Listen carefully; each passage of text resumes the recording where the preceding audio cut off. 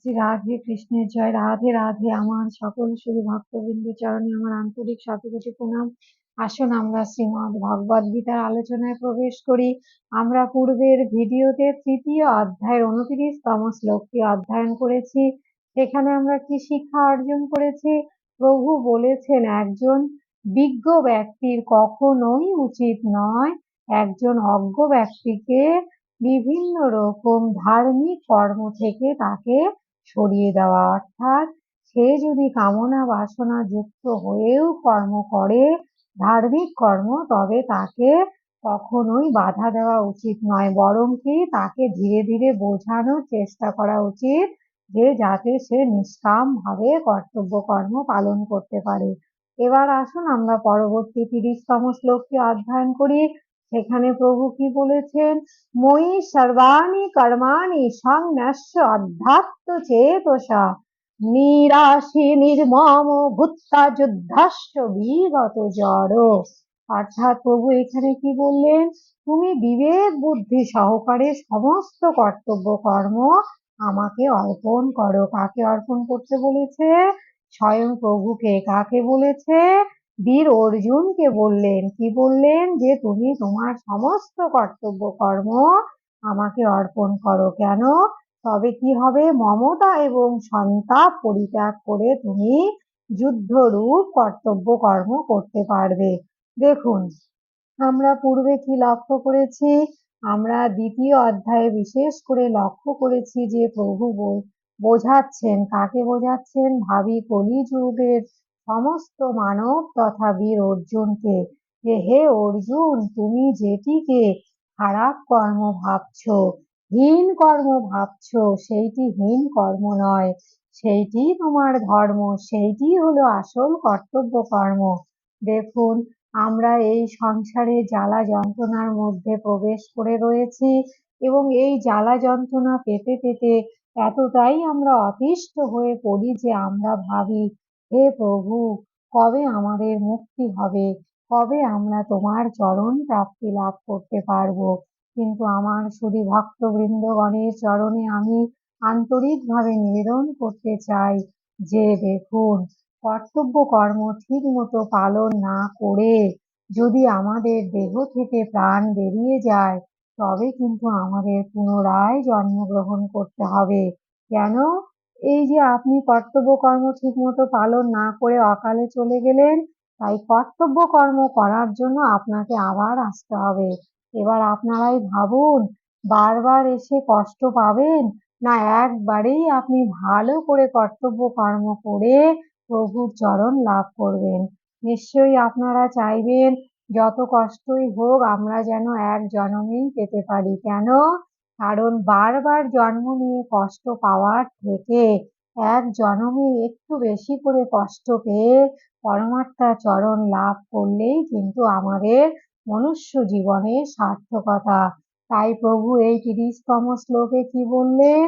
প্রভু এইটি বললেন যে তোমরা অবশ্যই নিষ্কাম কর্তব্য কর্ম করবে এবং সেগুলি আমাকে অর্পণ করে করবে। অর্থাৎ হে বীর অর্জুন, তুমি ভাবছো তুমি তোমার যে বিভিন্ন রকম আত্মীয় স্বজন রয়েছেন। কেন বিভিন্ন রকম বলেছি? কারণ কুরুক্ষেত্রের যুদ্ধে আমরা লক্ষ্য করেছি বীর অর্জুনের বিপক্ষে যারা ছিলেন তারা কিন্তু বীর অর্জুনের খুব কাছের আত্মীয় স্বজন। পিতামহ ভীষ্ম, যিনি বীর অর্জুনকে কি করেছেন? ছোট থেকে নিজ হস্তে খাইয়ে পরিয়ে বড় করেছেন। আবার ভাবুন তো গুরু দ্রোণাচার্যের কথা, যিনি বীর অর্জুনকে অস্ত্র শিক্ষায় নিপুণ করেছেন। অপরদিকে ভাবুন ভ্রাতাদের কথা, অর্থাৎ দুর্যোধন, দুঃশাসন, তারা যতই শত্রুপক্ষের হোক না কেন, কিন্তু অর্জুনের অর্থাৎ পাণ্ডবদের তারা ভাই। সুতরাং ভাইদের সঙ্গে এবং গুরুদেবের সঙ্গে তথা পিতামহ ভীষ্মের সঙ্গে যুদ্ধ করতে বীর অর্জুনের বিষাদ হওয়াটাই স্বাভাবিক ছিল। কিন্তু এই বিষাদ ধীরে ধীরে কিভাবে যোগে পরিণত হচ্ছে? শ্রীমদ্ ভগবদ গীতা জ্ঞানের দ্বারা।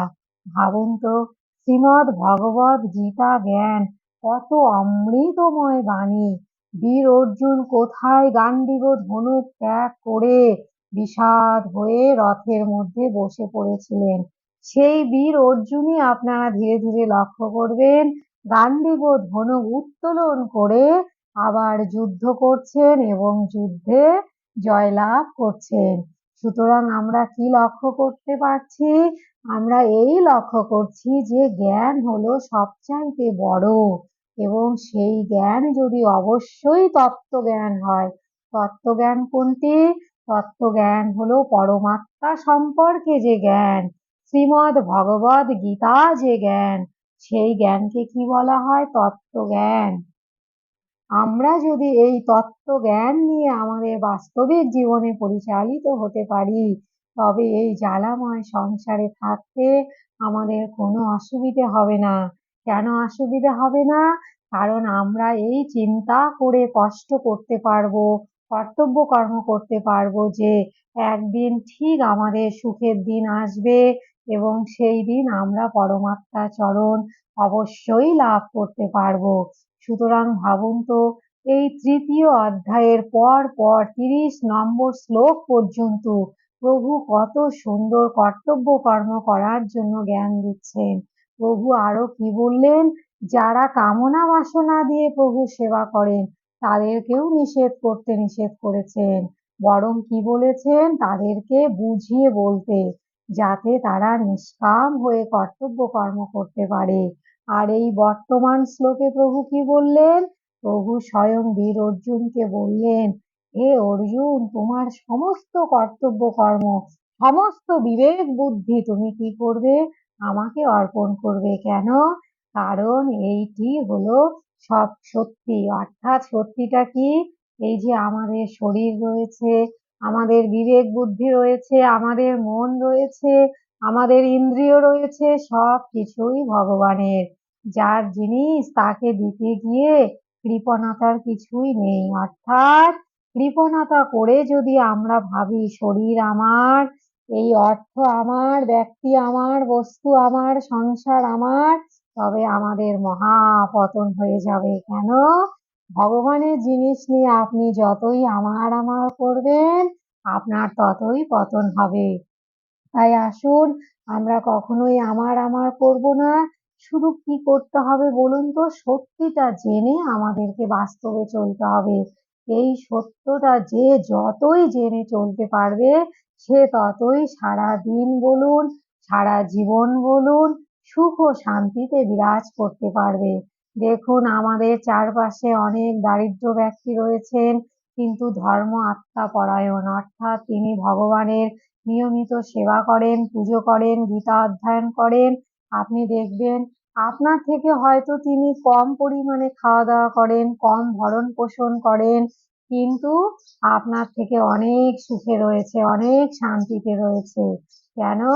কারণ তিনি নিজেকে পরমাত্মার চরণে আত্মসমর্পণ করে দিয়েছেন এবং তিনি সত্যিটা জেনে গেছেন।